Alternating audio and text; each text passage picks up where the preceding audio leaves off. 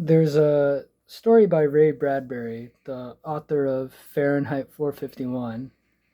I forget what the story's called. I think it's part of The Illustrated Man, a collection of short stories. But in the story, all black people were sent to Mars and they colonized Mars and live on Mars. And then Earth has some problems and is uninhabitable. So all the white people are desperate and want to go to Mars to live with the black people. And when the black people find this out, they're like super happy. And they're like, oh, now it's our turn to fuck the white people over because of everything they did to us. So they start like building things to like putting up signs to say like no whites allowed here, and building things to like make the white people be their slaves and things like that. But when the white people are coming, they talk to them and they realize like how desperate the situation is, and they're like, well, we don't want to be as evil as they were to us, and we don't want to like continue this cycle of suffering. So they take down all the signs, and they decide to just let the white people come and be people with them, and it's better that way. So that story, the point obviously is like two wrongs don't make a right. You know, this is my opinion about things that are happening in our cultural climate right now. Like, it is very important to realize that racism is alive and well, and that Anglo-Saxon descended people, white people, they come from a very small part of Europe, have colonized most of the world and are in a globally dominant position, and for the last few hundred years have really done a lot of horrible things that come with colonialism: slavery, rape, murder, and then creating institutions in modern civilization that continues these cycles of domination, subjugation. Like, we think about American chattel slavery, right? Black people and then indentured servants with Eastern Asian people and Southeast Asian people, indentured servitude, which is really just another form of slavery. Um, in America, like, that really fueled America's success as a global power. It built, like, you hear like America was built on the back of slaves. It's really true. You think about like the pyramids in Egypt, like the Great Wall of China, like forced labor has created like a lot of things in the world. Even today, like we can say that Dubai is built on slave labor. They bring impoverished migrants into the country and take away their passport, give them poverty wages, and don't allow them to leave, and force them to build things under inhumane conditions, right? So in America, or many parts of the world, the reaction to this is that in a lot of people is like calling out these oppressive systems, institutions, equates to hating white people. Or they may say, I don't hate white people. White people are just like evil and or like willfully ignorant. And this in turn becomes like, some people label it as reverse racism towards white people. And it seems laughable at first, but we do see it. Like, anyone can be racist towards anyone. And whoever is in a position of power is interchangeable. That's what we have to understand. Any group can have power over any other group. Racism is simply an attitude of labeling people as indistinguishable from their physical characteristics. That is to say that whatever group I see you as being part of, whether that's white, black, Asian, these imaginary concepts that we've come up with based on arbitrary physical characteristics. If you are part of this group that has certain physical characteristics that come from a certain part of the world, then you cannot be anything else but what I imagine you to be. That a select group of people from your group, select individuals from your group behaving a certain way defines the entirety of your group. There is no nuance. If a black person steals something, all black people must be bad. Or maybe not all, but most of them. And it's only a few select ones that are different. That's the attitudes of racism. That's what racism is. And this can change, like you can replace the word black and stealing with anything. White people being snobby, Asian people being smart, whatever. The way to combat racism is not to say all white people are evil, is not to say, like, because of white privilege, that is to say, the privilege of being part of the imperialist colonial class, the power that domination gives you, means that white people are evil. That's stupid. It's stupid. And it doesn't, it really just furthers the divide between us. The way to combat racism, to break down imperialistic power structures, is to say, hey, we're all human. These things have happened in the past and are happening. We need to fix things. We need to dismantle parasitic power structures around the world, however you label them. Colonialism, imperialism, late-stage capitalism, oligarchy, plutocracy, corporatocracy, the billionaire elite class, anything that divides humans based on whatever lines, class, gender, sexuality, religion, all of these things need to be broken apart.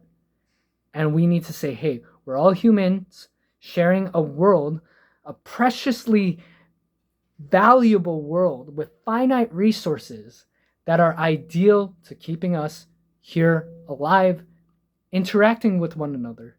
It's a very, people, how vast time and space are, how fortunate we are to have this minute speck in the vast cosmos, in this incredible expanse of time, to have this moment that we share with one another. Most of the problems in the world are caused by us. We make life harder for ourselves.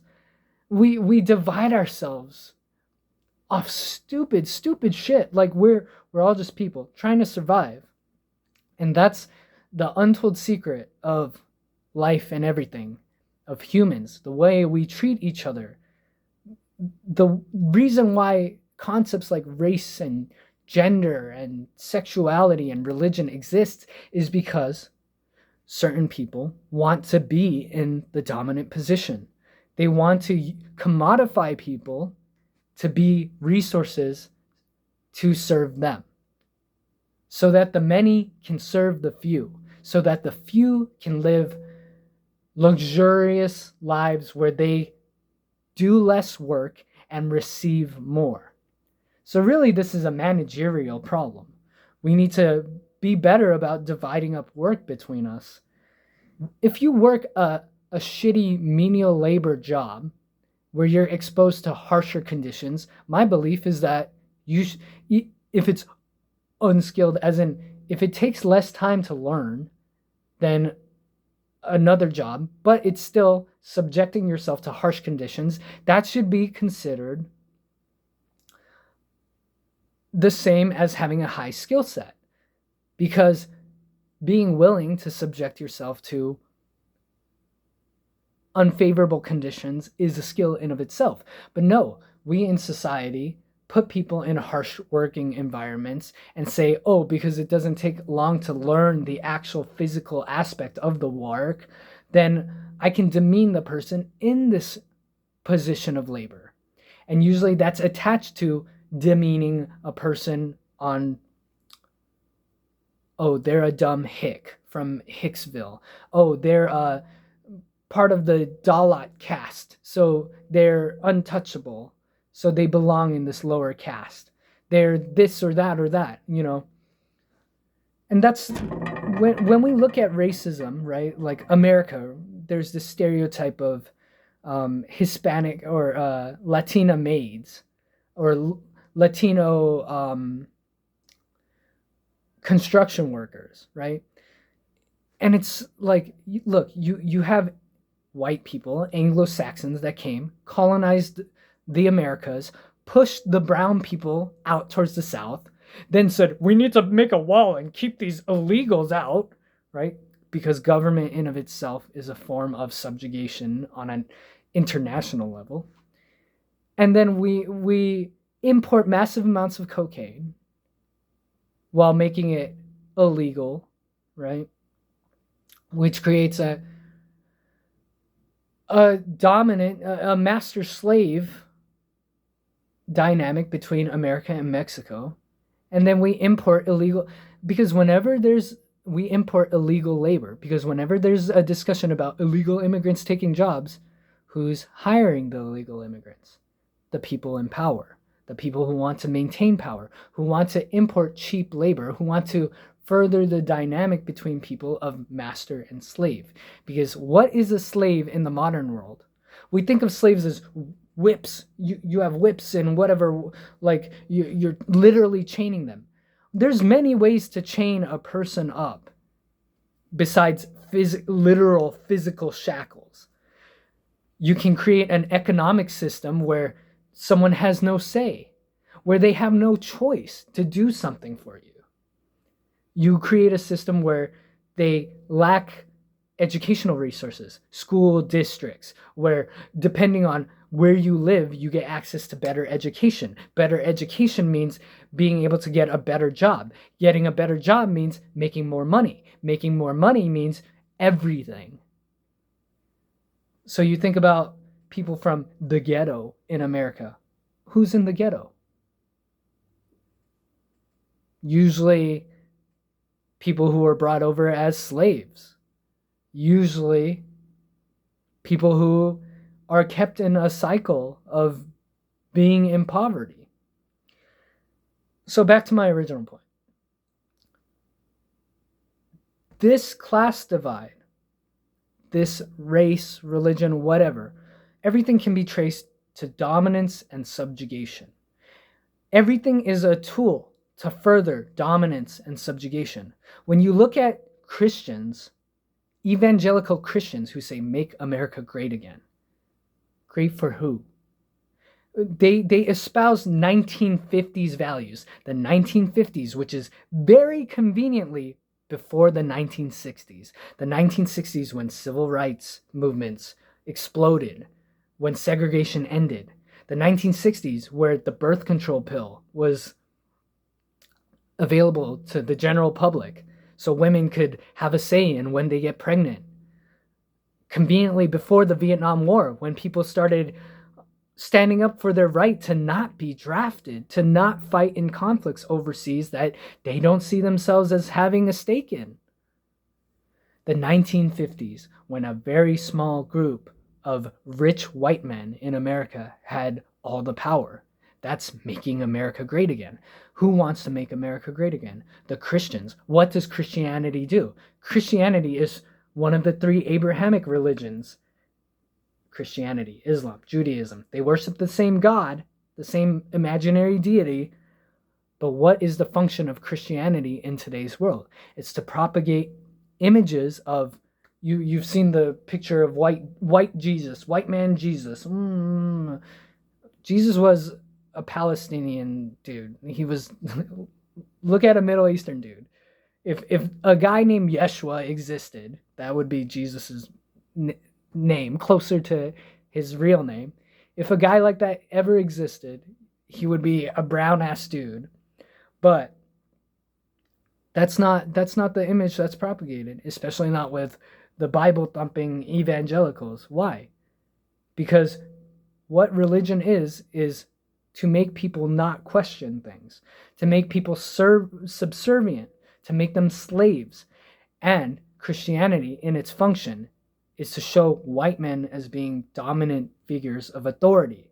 So that's why it's essential for white power to push Christianity, to gaslight people and saying it's a religion of love while treating them abusively, much like how Islam says it's a religion of peace while literally committing acts of wide-scale violence, terrorism, wide-scale violence to make people afraid to go against Islam. Christianity does the same thing. Many parts of America, you get ostracized for being atheist. You get treated poorly. You get the cold shoulder in social functions. Job opportunities are not available to you. And yeah, on a federal level, we say no discrimination, blah, blah, blah. But in reality, in real practice, there's this, the Jews own Hollywood. Okay, but the good old boys, white boys, own everything else. It's groups that look out for each other all the way through. So my point, going back again to the original point, the solution is not to say white people are evil, blah, blah, blah, blah, blah. I understand like minorities wanting to call out imperialism, call out these power structures, call out the discrimination they've experienced, and say like, we have to fight against this, right? That doesn't equate to fighting individual white people. There's many, many white people who don't want to deal with this shit either, because ultimately, like, white patriarchy, it only benefits a very select few people for a short time. And that's the thing, the big lie about dominance and tyranny is that it's sustainable. It is not. Look at Hitler. Hitler was arguably the most powerful man in the world at a point. The Third Reich, he was the big kahuna. He could kill anyone he pleased, pretty much essentially do whatever he wanted. What ended up happening to him? The entire world turned against him. People within the Nazi regime didn't want, like, imagine how oppressive it is to be a Nazi officer. Like, yes, you are the oppressor, but in the same vein, you cannot step out of your line, because hyperconformity demands hyperconformity. And that's in America too. Donald Trump is a great example. He has power right now, so he can behave however he pleases, to an extent. But when he started saying he got vaccinated, all the anti-vaxxers started, even fascist regimes, dictators of fascist regimes, there's limitations to them. And that's why Stalin was always paranoid about getting poisoned, because having tyrannical power isn't really power. Look at Putin right now. I mean, shit, look at Trump right now. He has to worry about getting assassinated. Putin has to worry about getting assassinated. It's not... Domination does not equate to actual freedom. Because when you create fascist regimes, when you create, like the slave owners in the Confederacy, yeah, they had power. But the Nat Turner Rebellion, there are revolts and rebellions. Like, the more abusive you are to someone, like think about an abusive husband to an abusive wife, the more you have to worry about getting poisoned and killed. The more you have to worry about people turning against you. So the solution is to create a more equitable society for people. And yeah, I'm just speaking in broad generalities right now. I can't say everything. Like, when I make these videos, these are just big ideas. We have to really, like, I'm not a politician. I'm not a policymaker, a lawmaker. I'm not an expert in politics. I'm just speaking on big concepts. Equality comes in different forms, in many different things. And what I'm hoping that whoever's watching this will realize, like, we are all just people. There are many stupid, ignorant, evil people, but that doesn't equate to your race, whether you're white, black, Asian, whatever.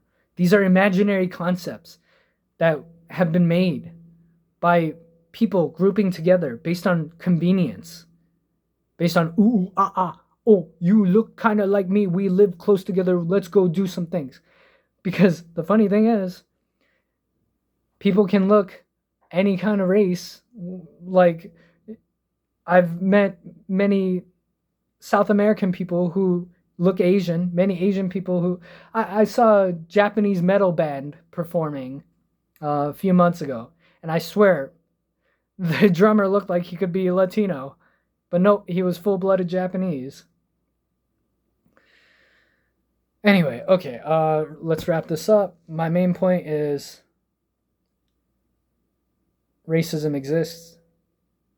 It's real. Domination and subjugation is real. But the way to combat that is not to say, like, white people are evil. It's not to be like, I'll never date a white person, or I can never work with a white person, be friends with a white person. Like, that's stupid and counterproductive. And to think that there are many white people who don't like Trump and Christianity and the racism and the hate it breeds. There's many white people who want the world to be open and equitable. That's my point, and yep, things to think about.